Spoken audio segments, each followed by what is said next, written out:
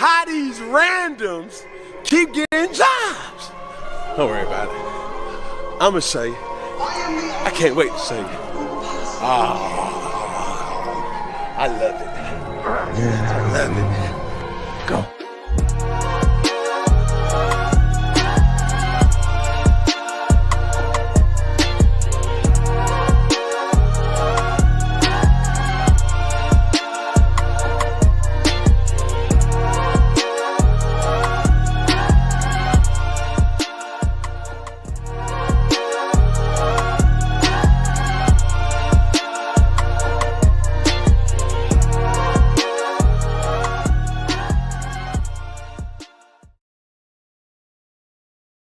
What's going on, ladies and gentlemen, and welcome to the Not Bland Show. And I know we didn't post this. We didn't even prompt to any of this. This is pretty quick. A lot of stuff going on this week, and we want to try to get you a Week 8 show out.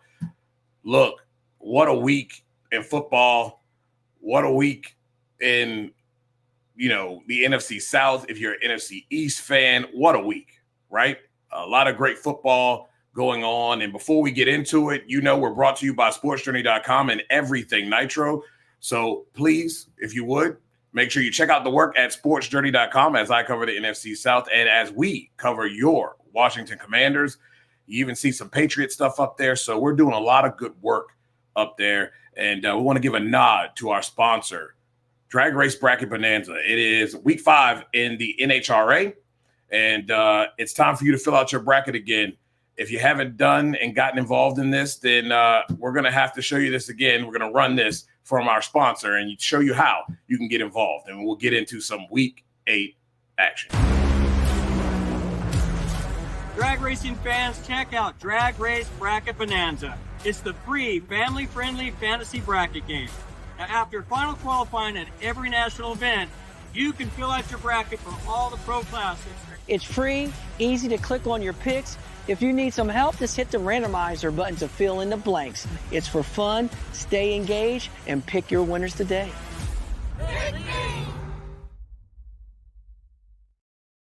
So as you can see, super easy. You can get involved.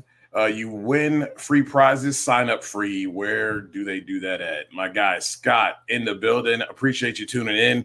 This is a very short notice show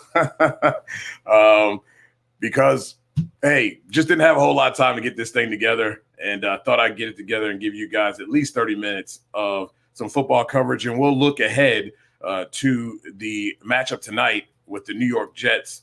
Yeah, the Jets. What a weekend. And I'll start this thing off with something that has kept me smiling all week long, and I think most of you know what it is. What a play. What a play. Bears at 8 deep, 4 at the goal line. They bring 3. Daniels backing up. He's just going to have to let one fly. Goes to the right side. Steps away from the defenders. Gives himself some time. Now steps up, fires. Heads towards the end zone. It is...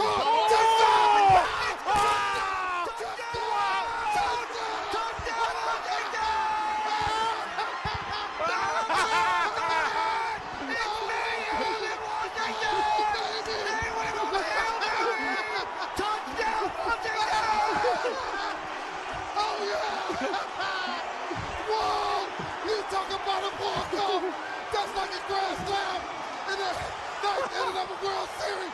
Yes, go, baby! The ball popped up into the air, right into the arms of Noah Brown. Jaden Daniels extended the play over and over and over. Amazing, right? Amazing. That's something you don't see every day. And I think everybody's seen the video with Stevens taunting the fans, not even knowing that the play was going on. Receivers were 20 yards downfield before he even got involved. You can call it luck. You can call it whatever you want. But Noah Brown was in the right spot at the right time. If you watch the play from the back angle, you see that Noah Brown is up with the crowd. So he kind of acts like he's going to be a part of the scrum and kind of leaks back into the end zone by himself. And just so happened that Stevens tips that thing right to him. And let's give a good reminder. Yes, the Golden Goose. Let's remind ourselves that Noah Brown didn't catch a pass all day until then. Critical. That was a critical play. He makes a big play and huge for this team.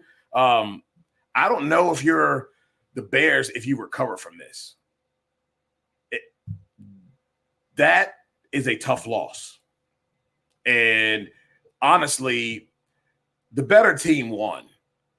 Washington played with their food, so to speak, and really should have put them away. They had several opportunities to do so. I don't blame the defense for giving up the points that they gave up late.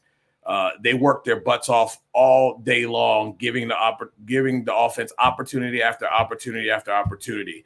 And at the end of this game, last play, I'm sitting there and I'm talking with my wife, and I'm like, "Yep, this is a game that they're going to learn from." There's a lot of teachable moments in this game where you let the opponent get back in when they did not play well. Caleb Williams did not play well, and they're back in this game and they have the lead and looks like they're going to lose. And then this miracle in DC happens, a miracle in Maryland, I should say, because the stadium is in Maryland for those of you who do not know. But Northwest Stadium hasn't been like that in a long time. And you can't tell Washington Commanders fans nothing this week. They will go on and face the New York Giants, a team they should throttle. The Giants are not very good. They really shouldn't even be in the conversation, and really, honestly, shouldn't even been. They were in the conversation a little bit too long on Monday night when they played the Pittsburgh Steelers. A lot of flack was taken, Mike Tomlin did, for making a choice to go with Russell Wilson. And Russell's making it pay off and making him look good. He knew what was going on and what the deal was. And I'll explain it this way.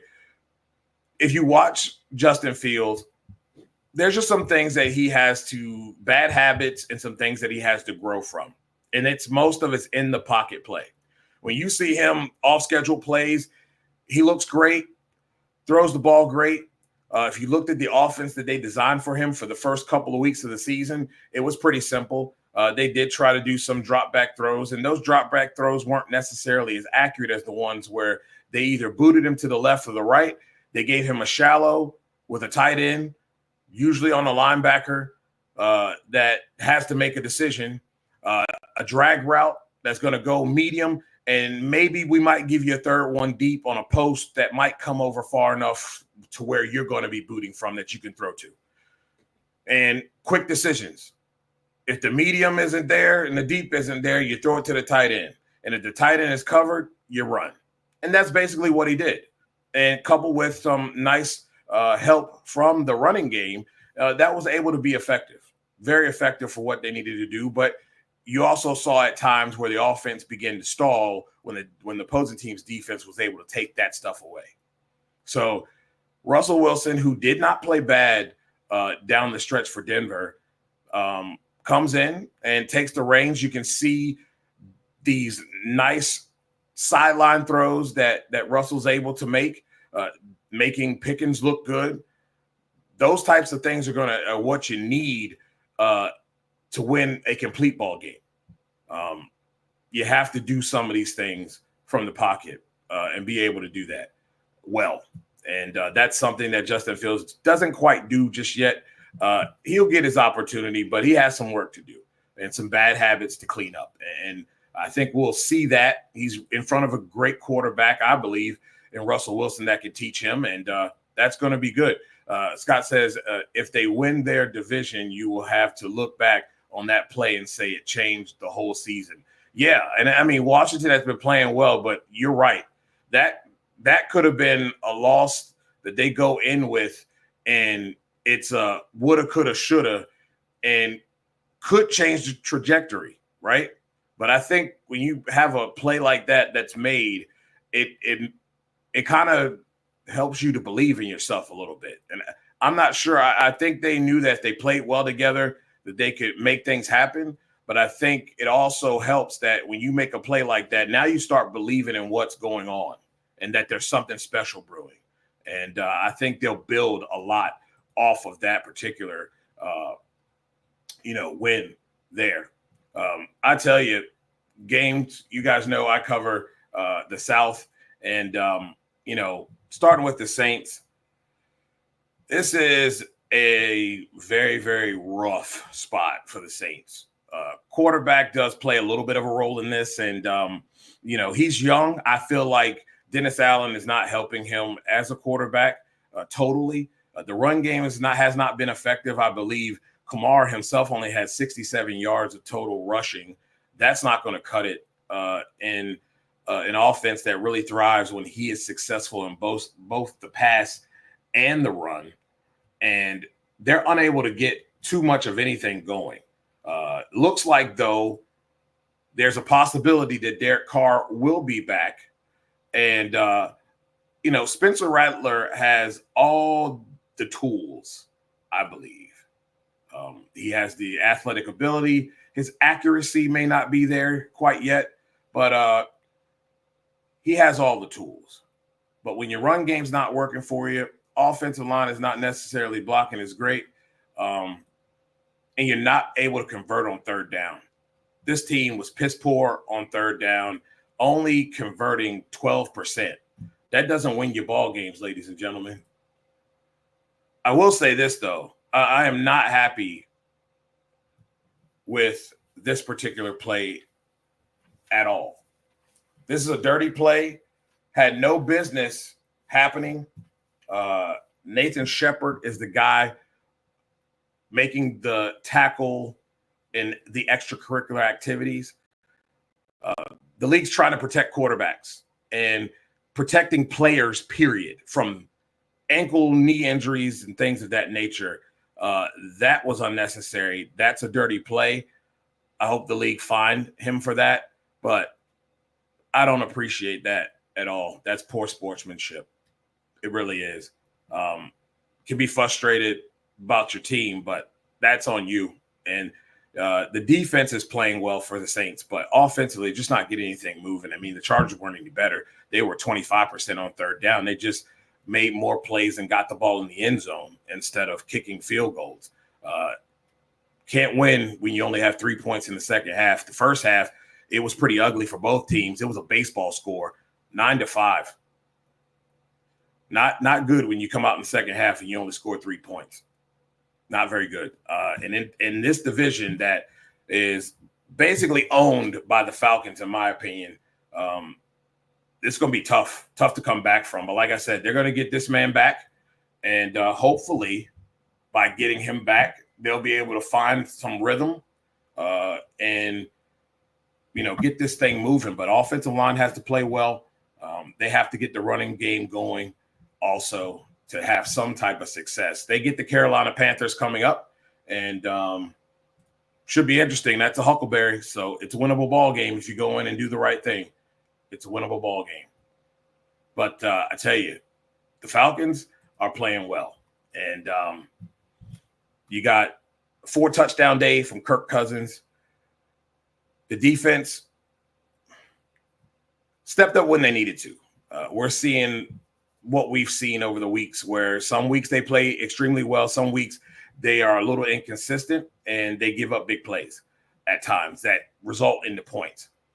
And this offense was really moving well. Kyle Pitts gets involved again, 2 touchdown day, I believe 91 yards, 8 or 9 receptions, or 4 receptions, I think it was, for 91 yards and 2 touchdowns. One was very close. He was showboating a little early. Could have definitely gone the other way. But I do like what I'm seeing from this offense and them getting involved, Kyle Pitts. It's so important to have a tight end that can be dynamic. Not only you can line him up as a wide receiver, but in the tight end spot, he can really do damage down the middle of the field.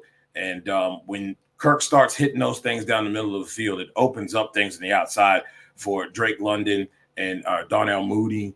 You got Algier coming out of the backfield and usually leaking somewhere on the side or in the middle of the field there. Big plays happening for this team. They just have to consistently put it together. Tampa Bay and Atlanta are the same beast, minus the injuries. You see them great some weeks, and then other weeks you see a team that can't seem to get the ball rolling. The defense doesn't play the same way as it did the week before, and the offense is stalling out and turning the ball over. Those habits and that sickness has to go away here as we edge into week 9. You can't have that. You have pretty much, long as you don't mess this up, you have sole possession of first place. You're likely going to win the division if you can keep winning. In any tiebreaker situation, you own the Tampa Bay Buccaneers. So there's really no chance that they can win this division. It's all yours. You're going to have to step up and get it done. And hopefully they can do that this week. It's going to be a really good day to go and play the Cowboys, another team struggling. But again, the Cowboys are a team that if you allow them to hang around, they will find a way to win the game. They were in the game until they weren't on Sunday night. They were in the game until they weren't. And it's the hanging around that really kills teams, because Dak and whatever, when it was Romo, now with Dak, garbage time, they seem to find a way to put a couple touchdowns on the board and then all of a sudden make it a game. And there's no reason to be in a dogfight with a team that you're better than. Yes, pass coverage definitely could be better, Larry. That is my concern going forward. I mean, you allowed a group of no names because you didn't have Evans to cover, you didn't have Godwin to cover, and you allowed McMillan and others to get involved and look like world beaters. And they hadn't seen that much action all season long. That concerns me. And you're going to be facing a team, to me, that has one wide receiver and CeeDee Lamb, and they have a bunch of guys that are compliments. But what I think happens here with teams when playing the Cowboys is they tend to forget about those little guys that are part of this offense at wide receiver. They forget about the Tolberts. They forget about the Turpins. Those guys streak out there and make plays and find a way to get in the end zone. And you've got to be completely sound. I don't trust their running game. I mean, they got Dalvin Cook, and I say, so what? He hasn't really done that much, and it doesn't matter when your offensive line can't block worth a darn anyway. So you can have whoever you want, whatever you want. When you can't block, run block, doesn't matter, and they can barely pass block. So this is a team that the Falcons can take advantage of. They should be able to win and win mightily, kind of like they did when they first faced the Tampa Bay Buccaneers at home. This is a home game. This place is going to be rocking. There's no excuse. So let's not come out and look like a bunch of duds and, stink the joint up because you're not prepared. And I don't think Raheem Morris will not have this team prepared. Just have to play sound defense, great technique, and you can beat this team. It's very easy. When you look at a team like the Browns, they really, really had no business being in this ball game. None at all. Jameis Winston comes off the bench. I don't know if you guys saw his pregame, but he was trusting in the Lord. And I guess the Lord blessed him because he got a win over a team that they're clearly better than. This is another team that struggles in the pass game. With all the talent, Hamilton seems to be, Jekyll and Hyde, so to speak. And this loss is also on the wide receiver core. With the amount of drops that were had early, you didn't help them at all. And it was a hope and a prayer that they were going to have an opportunity to win this game. But Jameis played well. We'll see if it continues. I've said this over and over again. When you change a quarterback, you're going to have a little bit of hope. There's always a little bit of hope, and there's always an uptick. There's always a surge that first game. Then once you get tape on the guy, then we'll find out how good you really are in the second. Look at the Carolina Panthers. Knew that wasn't going to be a change. Red Ryder BB gun is the Red Ryder BB gun.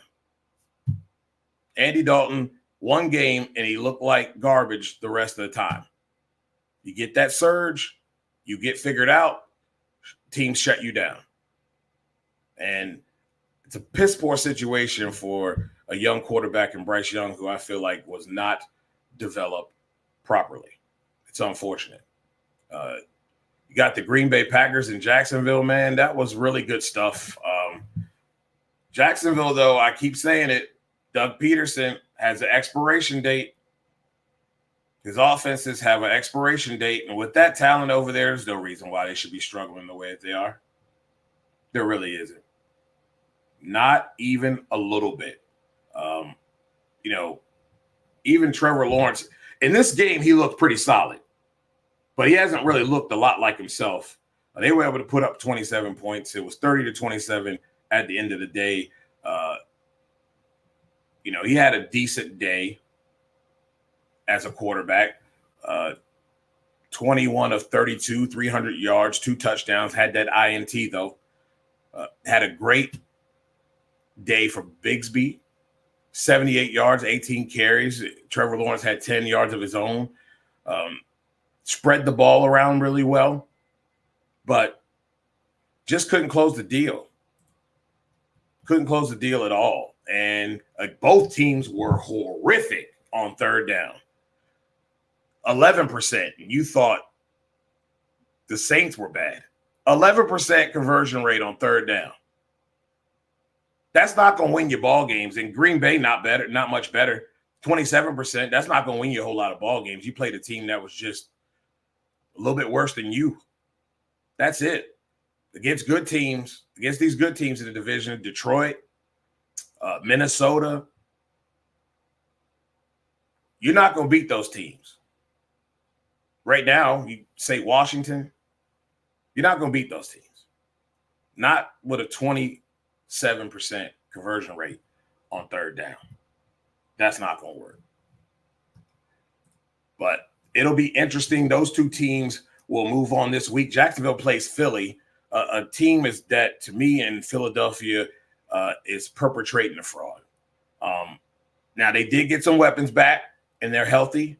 So we'll see how it all plays out, because they're going to have to go back through the gauntlet of the division again, even though the NFC East isn't that strong. But they're going to have to play some tough teams, and we'll see how they pan out against the good ones. But to this point, I think they're like Dallas, feasting on teams that are just worse than you are. And that's how you're coming up with wins. Cleveland moves on to the Chargers, who I don't think are that good either. Well coached. They have a lot of pieces that are missing there, and they need help badly. I'm going to go to the Colts real quick. And this change at quarterback to Joe Flacco, to me, is a piss poor move. And it's not Anthony Richardson's fault that you guys decided to put him out there and run him out there as the quarterback of this team. That's what you decided, because you wanted to follow the trend that every quarterback that comes in deserves to go to the front of the line because you drafted them in the first round. And at some point, somebody's got to be smarter than the average bear and realize, okay, we have a talented quarterback in Anthony Richardson that is raw, though. Now, you could have gone out and spent a little money on a veteran quarterback, a decent veteran quarterback, to kind of take the reins, because, again, you're not pieces away from going to the playoffs.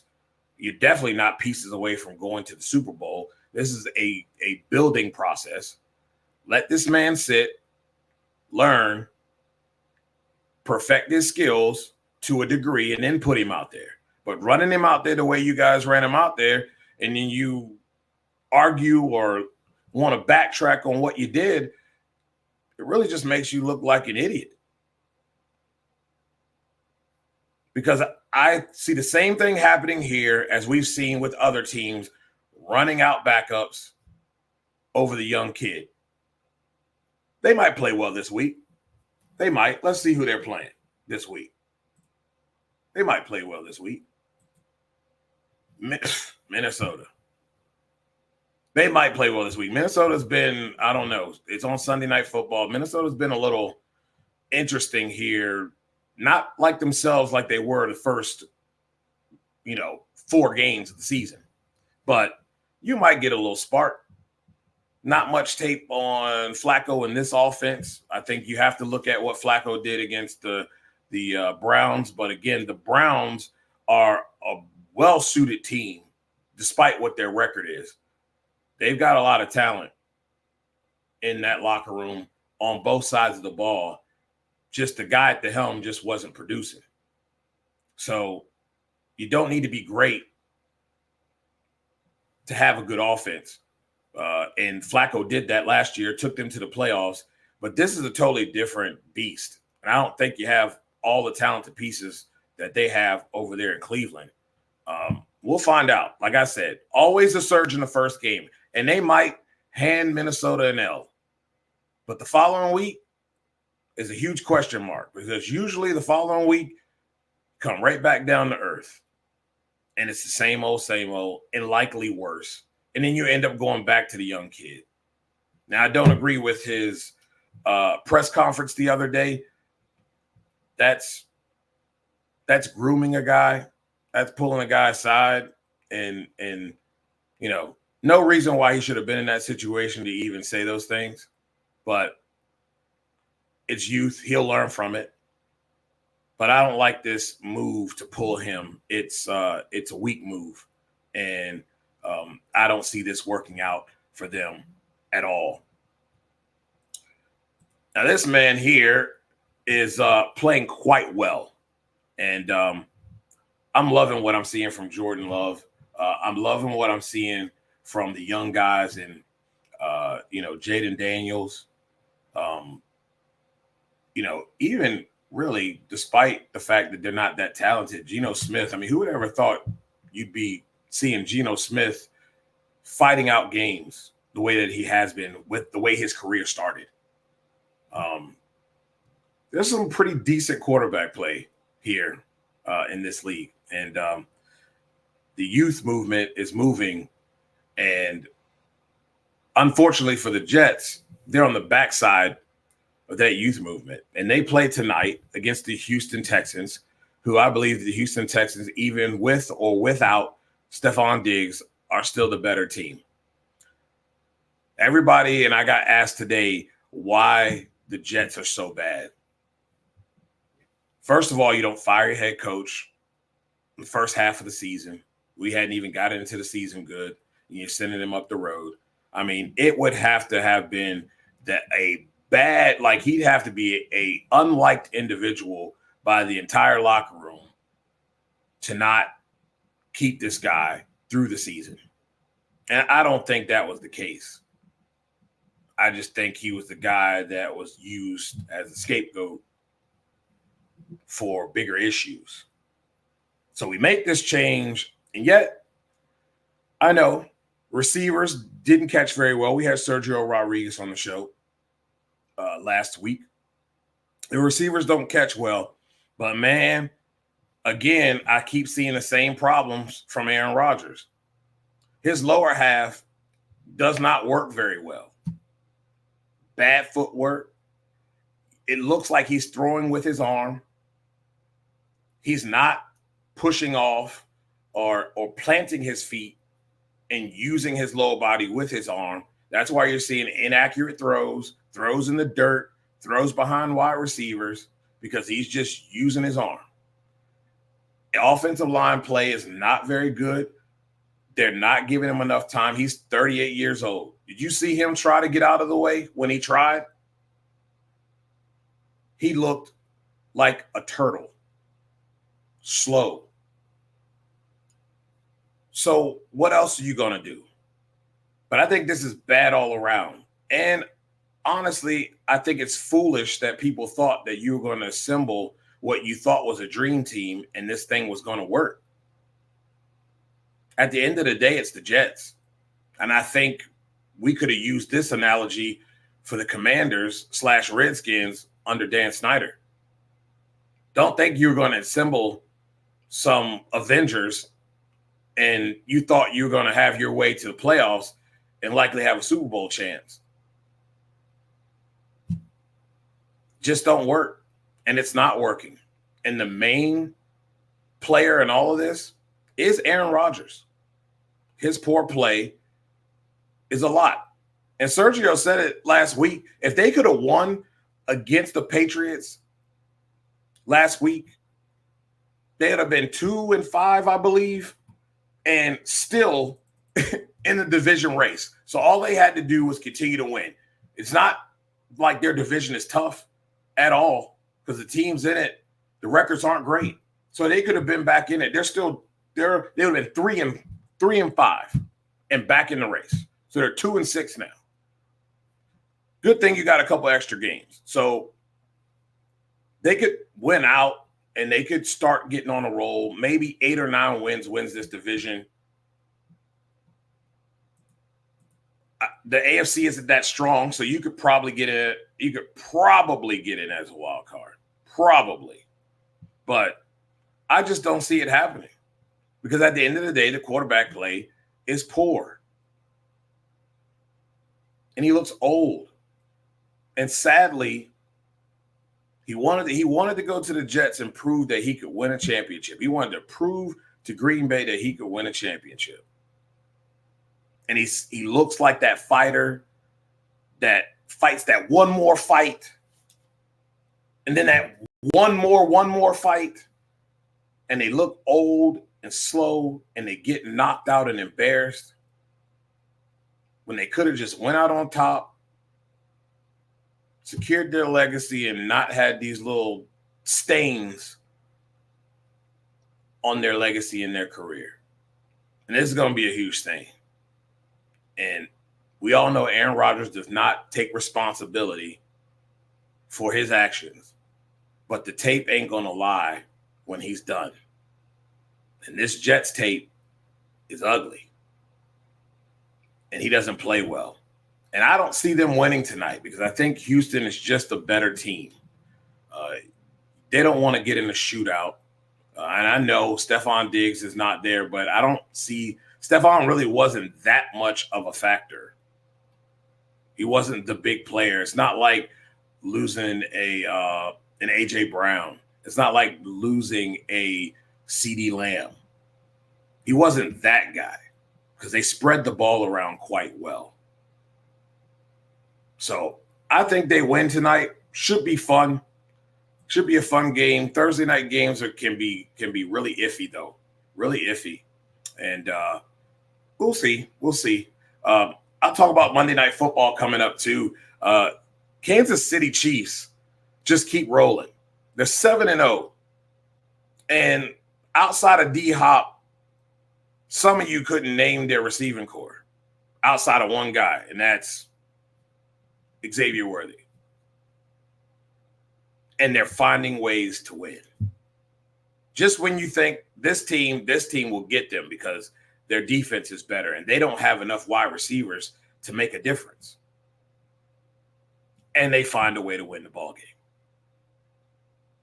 Pat Mahomes, got to give a lot of credit to Kareem Hunt. Every place when he comes back and plays, every place that he has been, he has produced and produced quite well. That's why people quickly pick this man up off the waiver wire during the season when there's an inkling that he might come back and stashes them on their fantasy roster because he comes in and he produces, finds his way into the end zone, always producing, in the run game very well, helping his team out. It's amazing what he's been able to do. I think why not give him a long-term contract? I mean, he still looks like he can play quite well. And you know what? Travis Kelce hasn't even been really that much of a factor. My thing is think about it. So they went and traded for D-Hop, and he should look a little bit better this week now that he's got another week under the playbook and understanding the playbook. So he should be able to come in and be in a few more packages than he was last week. But think about when they get Marquise Brown back. Now you got Marquise Brown, the streaker, that is really good at getting behind defenses and taking the top off of defenses. You got Xavier Worthy, who's another slithery guy, really quick, track guy. And then DeAndre Hopkins, who's he's Art Monk-like, because if you need a third down catch, he's going to get you one if you put it in the vicinity. His hands are that good.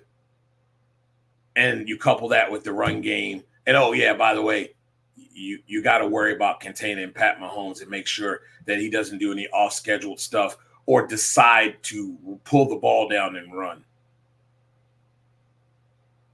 Dangerous. And I do not see a team in the division and in their division that is better than them. It's just not. And the AFC is just not nearly as strong as the NFC this year, which is strange. They're almost a shoo-in for the AFC Championship game because we can't trust Buffalo. We can't. They have to prove it first. And every time, just like the Ravens, can't trust them either. Every time they get in the position that they could possibly have an opportunity, it's on their shoulders. They control their own destiny in the AFC Championship game. Those teams find a way to soil themselves in the biggest moments. Now, last year, I don't blame the Ravens players for what happened.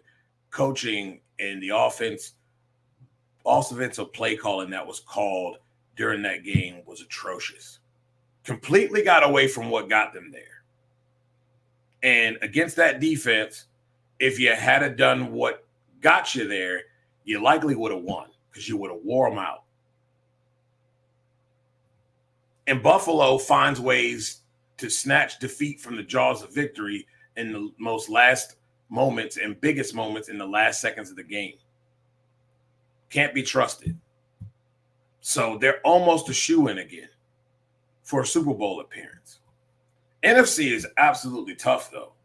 I mean, that division is extremely tough. Detroit, though, I think is the cream of the crop in that division. When you look at play, consistency of play, they're definitely a cream of the crop. And I understand Commanders fans. Commanders are 6-2. They have been rolling. And I'm not going to poo-poo on the opponents that they have played because you only can play the people that you play that are laid in front of you according to the schedule. You can't help what their records are and how they play. And Commanders have not done things. They have gone out and beat teams that they were supposed to beat this year, Carolina being one of them. But the NFC North is quite strong with the Vikings at 5-2. 4-3 are the Bears. Could all four teams go into the playoffs? I don't think we've seen that, but it's a possibility. And you look at the rest of the division, there's just a two-team race in the South. 5-3 are the Falcons. 4-4 are the Buccaneers, and we don't know what they're going to look like coming up because in the Buccaneers play the Kansas City Chiefs. So they could easily lose and be 4-5. So now that division really isn't all that great due to record when you look at it. So the NFC West, what used to be called the NASCAR division, best team is 4-4. And that's the Cardinals. Right. You say, what? Yes, the Cardinals, not the 49ers. And the 49ers don't look like the 49ers right now. I understand you got, your running backs out and McCaffrey. You lost Ayuk, but I still think they have wide receivers that can come in and fill in and play. You still got Kittle. Offensive line has been a little shaky this year, but they just haven't played consistent ball. And Seattle, all those guys are tied for first place, 4-4. So really your second best division, sadly, is the NFC East. And that's with the Giants being 2-6. Cowboys are still 3-4, 5-2, but I guess you could say second best could be the West. They're all 500 at least. You don't have too many teams under 500. You got one under 500, and that's the Rams. So I guess they could be the second best. But the NFC is a pretty strong division. You look at the AFC East, it's the Bills and everybody else. Everybody else in that division only has 2 wins. So you see what I'm saying here? They have an opportunity. Jets have an opportunity to at least get a wild card spot. The North, it's the Steelers and the Ravens. Next best team has 3 wins, and that's the Bengals, who I believe are not who they think they are. Not very good, unfortunately. I think it's a little bit of offense, a little bit of defense. South, 1 team, Texans. Colts are 4-4. Jags 2 wins, Titans 1. And the West is probably the better division. They have at least 3 teams above 3 wins. You got the Chiefs leading that. The Broncos are 5-3. Chargers are 4-3. And the Raiders, who are scrappy, are 2-6. So AFC not nearly as strong as the NFC. So that's why I say, unless these other top teams step up to the plate and do what they need to do against the Chiefs, it's going to be the Chiefs again. Because they just don't have anybody that at this moment, coming into week 9, that we can say that can match up with them well. Because the teams that they have played that we thought that would match up with them well do not. So it's going to be quite interesting. Some really good games coming up in week 9 that I think you guys will enjoy. There will be a lot of good college football. Georgia, Florida is going to be going on. Some high school ball here in our area, local area. It is the Wintersville Classic. It is the city of Valdosta against the county, which is Lowndes. It's a rivalry, and right now, as of they had some history out on it, but I think Lowndes leads 19-12 or something like that right now through a span. So it's going to be a big game. Should be fun. Look, Giants in Washington. For Washington fans, that's a team. That's a team you got to get. Got to get them. Got to put them on. Put them out of their misery. Looks like a really good game between Baltimore and Denver. 2 5-3 teams. That will be Sunday at 1:00 on CBS. A lot of people in this area will be looking at the Falcons and the Cowboys. Outside of that, man, there's a lot of lopsided teams here. Evenly matched game between the Rams and the Seahawks, who 3-4 for the Rams, 4-4 for the Seahawks. And the next best one, Indy and Minnie. So, again, it could be another week of upsets like we saw in week 8, because we all know this NFL season has been wacky.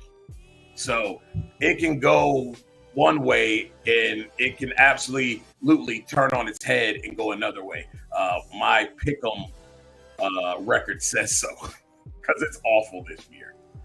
Well, ladies and gentlemen, thank you for tuning in. I know this was so short notice. I appreciate you people who will watch this back. Be sure to subscribe to our YouTube channel at The Not Bland Show. Check out the work on sportsjourney.com. We will have our post-game show again this weekend after the Washington Commanders and New York Giants game. So tune in for that. A lot of good stuff going on at Sports Journey. Again, thank you so much. And hope to see you guys next Tuesday as we hope to have a pretty cool guest on next Tuesday if we can secure him. If not, we'll still have a cool guest on and we'll talk NFL. So one way or another, we're going to do our thing. Thank you so much, and good night, everybody.